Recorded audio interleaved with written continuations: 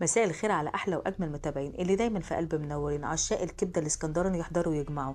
النهارده جايه لكم باحلى واجمل فيديو. هنعمل النهارده كبده اسكندراني بتاعه العربيات، ولا هتقولي لي معرفش ايه ولا كبده ايه ولا الكلام ده كله. هتاكليها من ايدي تحفه وحكايه. هي دي الحركات بتاعه الكبده الاسكندراني اللي بنعملها، بتبقى سهله وبسيطه جدا، ما بتاخدش دقيقتين على النار بتاكلي احلى كبده اسكندراني. يلا بينا نسمي بالله ونصلي على الرسول ونبدا مع بعض. هنا انا عندي جبت طاسه حطيت فيها حبه زيت. هنا زودي الزيت شويه لان الكبده بتاعتنا بتاخد زيت كتير. هتاكلي احلى كبده، يعني من احلى مطعم، من احلى عربيه، من احلى مكان فيك يا اسكندريه. طبعا هي كبده اسكندراني وانا ساكنه في اسكندريه، يبقى احلى كبده فيك يا اسكندريه. تمام تمام. انا عندي هنا نص كيلو كبده، كنت مخزناه في الفريزر عندي فمتلج جامد. هحطه على النار كده يفك معايا شويه. حبيبه قلبي بقى، لو وصلتي لغايه هنا عايزه احلى لايك من ايدك كده، وتكتبي لي كومنت حلو، وتديلي دعوه حلوه. ولما تديلي دعوه حلوه كده اقول لك وانت مثلها ان شاء الله. وعايزه اشتراك كده، لما تعملي لي اشتراك وتنضم لعيلتنا ان شاء الله بتبقي اول الناس كده، لما انزل فيديو تبقي اول الناس بتشوفيه.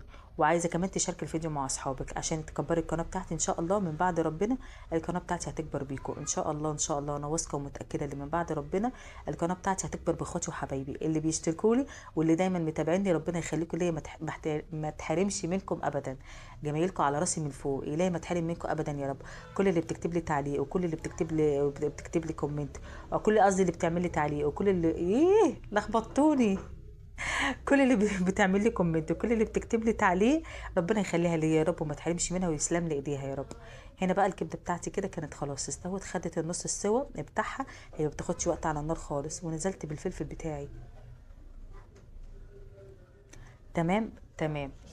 يبقى هنا بقى الكبده الاسكندري بتاعتنا اول ما تستوي معايا نص سوا، تفك مع بعضها كده وتستوي نص سوا، ننزل بالفلفل بتاعنا والثوم بعدها.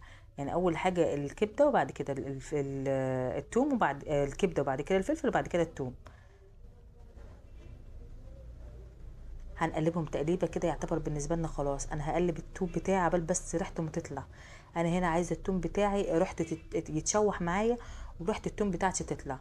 زي ما قلت لكم يا جماعه الكبده ما بتاخدش وقت خالص على النار، والفلفل برده نفس الكلام، والثوم نفس الكلام. يعني هنا يا دوبك تقلبتين. انا عايزه الريحه بتاعتي تطلع، مش عايزه حاجه تحمر خالص، ولا عايزه الثوم يحمر ولا الفلفل يحمر ولا الكلام دوت. انا يا دوبك تاخد الصدمه خلاص على كده.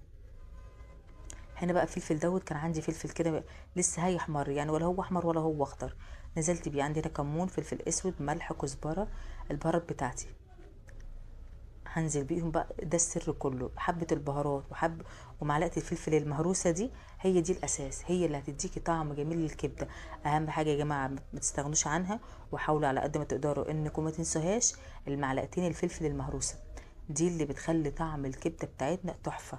وكمان تعصري 3 4 ليمونات على لما تيجي تقدمه وتاكله على طول.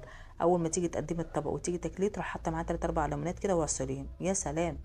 تاكلي احلى واجمل كبده. تحفه وحكايه. اول ما بنلاقي نفسنا جعانين وزهقانين وكسلانين بنطلع نجري نطلع من التلاجة الكبده، بنلاقي نفسنا كلنا احلى واجمل غدا.